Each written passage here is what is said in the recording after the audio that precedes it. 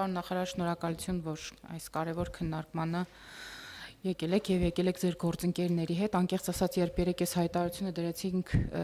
եւ տարածեցինք, չենք պատկերացնում, որ այսքան շատ հարցեր են լինելու, կոնկրետ ինձ 20-ից ավելի հարցեր են տվել, ես ձեզնից հետո պետք է նաեւ առանձին հանդիպում խնդրեմ։ Հիմա մի քանի հարցեր, որոնք կրկնվել են։ Պարոն Թորոսյան, քաղաքացիները հետաքրքրվում են աշխատաժամանակի կրճատման հետ կապված այդ քննարկվող նախագիծը ընդհանուր առմամբ ինչ փուլում է եւ արդյոք մենք դրան անդրադառնալու ենք թե ոչ, որտեղ մամուլում այս մասին մենք տեղեկություններ ունեցանք, հետո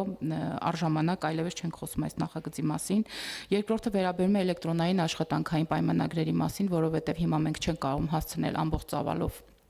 անդրադառնալ հայտատուներին եւ աշխատանքի ընդունվելու եւ աշխատանքից ազատվելու մասով ունենք խնդիրներ։ Արդյոք ՆԳՆ նախարարի հետ կա քննարկում կամ կառավարությունում կա քննարկում, միջանկյալ լուծում ունենք թե ոչ։ Ինձ գրել են անժառանգ թոշակառուները, ես հասկանում եմ, դուք ձեր խոսքում նշեցիք, որ մենք տարբեր սոցիալական խմբեր ունենք եւ ըստ երևույթին քաղաքականությունը հաշվի առնելով չկա ընդհանուր մոտեցում, որ եւս մեկ սոցիալական խումբ ունենանք, բայց նաեւ հաշվի առնելով ձեր կողմից նշված ընդհանուր կենսաթոշակային քաղաքականության մեջ հնարավոր է արդյոք որ մենք առաջկայում ավելի շուտ ընդհանրացնենք, քան թե առանձին սոցիալական խմբեր ունենանք։ Ուրիշ բան է, երբ օրինակ կենսաթոշակառուն ապրում է ընտանիքում կամ ունի ընտանիք եւ բոլորովին այլ են խնդիրները, թե կենցաղային, թե այլ, երբ օրինակ կենսաթոշակառուն ապրում է միայնակ։ Անհուսալի վարկերի հետ կապված մեր ծրագիրը մեծ արձագանք է գտել պարոն Թորոսյան եւ քաղաքացիները հարցնում են հնարավոր է արդյոք առաջկայում մենք ունենանք ոչ թե մինչև 1 միլիոնի հետ կապված ծրագիր, այլ 1 միլիոնը գոնե անց, որտեվ նաև այս առումով տարբեր խնդիրներ ունենք։ Պարոն Թորոսյան ինձ գրել է քաղաքացի, եթե ժամանակ ունեմ կարդամ, ինձ գրել է քաղաքացի Խաչիկ Խաչատրյանը, ով ասում է, որ 55 տարեկան է, երկրորդ խմբի հաշմանդամ, պետությունը մեզ անվճար հատկացրել է աջակցման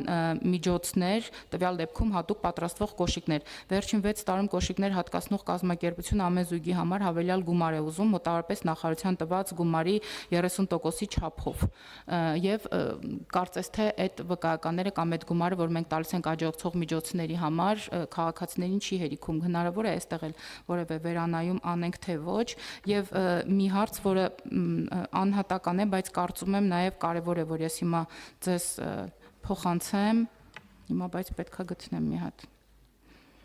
Առաջի հարցը կհիշեցնեք, արդեն 5-րդը որտեվ տալիս եք։ Աշխատաժամանակի կրճատման հետ կապված։ Բաց եմ թողում են։ Պարոն Կոնջոյան, թե չեմ խանգարի, մինչև քաղաքացու նամակը գտնեմ կարելի է ինքը պատասխանի պարոն Թորոսյանը, հետո էս հետնա։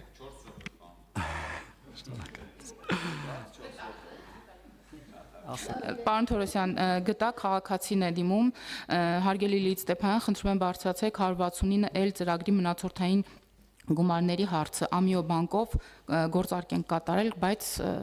սայլը տեղից չի շարժվում։ Ես ենթադրում եմ, որ սա 20 թվականի տեղահանվածների բնակարանային ապահովման ծրագրի հետ է կապված։ Շնորհակալ եմ։ Աշխատաժամանակի մասով այս պահին փոփոխություններ չունենք, աշխատում ենք այնպես, ինչպես նախատեսված է մեր աշխատանքային օրենսգրքով, եւ քանի որ շատ ենք խոսում աշխատելու մասին եւ աշխատանքով մեր շատ հարցեր լուծելու մասին, ես կարծում եմ, որ մենք պետք է կենտրոնանանք աշխատելու, ոչ թե չաշխատելու վրա։ Աշխատելու վրա եւ մենք ունենք իհարկե հնայի կրկնակի աճ վերջի 8 տարիներին մոտավորապես per capita հնայի, բայց մենք պետքա դեռ շատ աշխատենք բոլորս, որպեսզի կարողանանք հասնել, օրինակ, չգիտեմ, Արևելյան Եվրոպայի երկրներին, հետո Արևմտյան Եվրոպայի երկրներին եւ բարեկեցության այնպիսի մակարդակ ունենանք եւ նաեւ աշխատանքի արտադրողականության աճ ունենանք, որը իդեպ ունենում ենք, թե մենք միավոր ժամանակում ինչքան արդյունք ենք տալիս, որպեսզի կարողանանք նաեւ մտածել այդպիսի ծրագրերի մասին։ Էլեկտրոնային պայմանագրերի մասին ես ճիշտ ասած արդեն ասացի, որ մենք քննարկում ենք մեր ներքին գործերի նախարարության հետ այդ համակարգը ինչ որ ձևով բարեփոխելու հարցը, որ որևէ մեկը զրկված չլինի իր աշխատանքային իրավունքներից եւ կնքելու եւ վերակնքելու եւ այս տարվա ընթացքում բոլորը թվայնացնելու, այսինքն այդպես անժառանգների մասով ես եթե մի քիչ հասկանամ ինչա դա հետագայում նշանակելու կարող եմ պատասխանել, բայց այդտեղ շատ շերտեր կան, հասկանում եք, օքեյ, ենթադրենք անժառանգ է մեր քաղաքացին, բայց ապրում է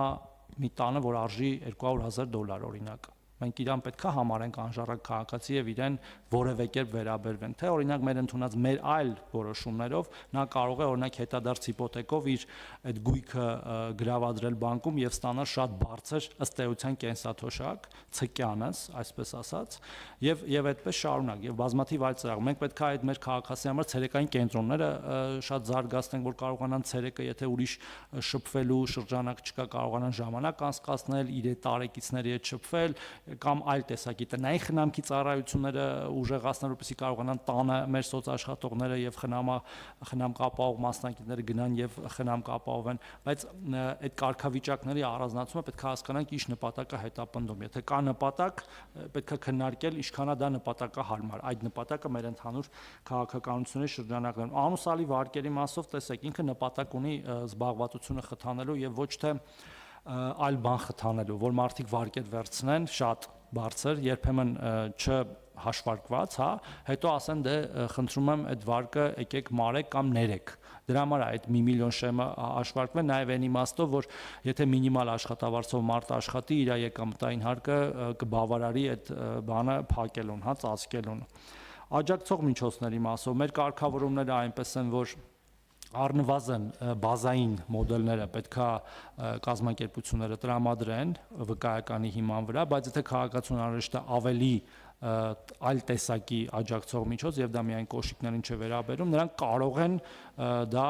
ավելացնել այդ սերտիֆիկատի տրվող գումարին, բայց եթե կոնկրետ մի կազմակերպություն ինչ որ բան խախտում է, հա, այդ մեր կարգից, որտեղ ես չգիտեմ դա բազային մոդելն է, թե բազայինից ավելի լավ մոդել է քաղաքացին ուզում, որտեղ բազայինից ավելի լավ մոդելի դեպքում նա պիտի վճարի տարբերությունը, հա, եթե չէ, կարող են կոնկրետ դեպքով նայել, իսկ ինչ վերաբերում է այդ Ամյո բանկի բանին, ես ինքս էլ ստացել եմ նման նամակներ, մենք հիմա աշխատում ենք գործընկերների հետ, որ այդ հարցը լուծենք, հուսամ շատ արագ կլուծվի։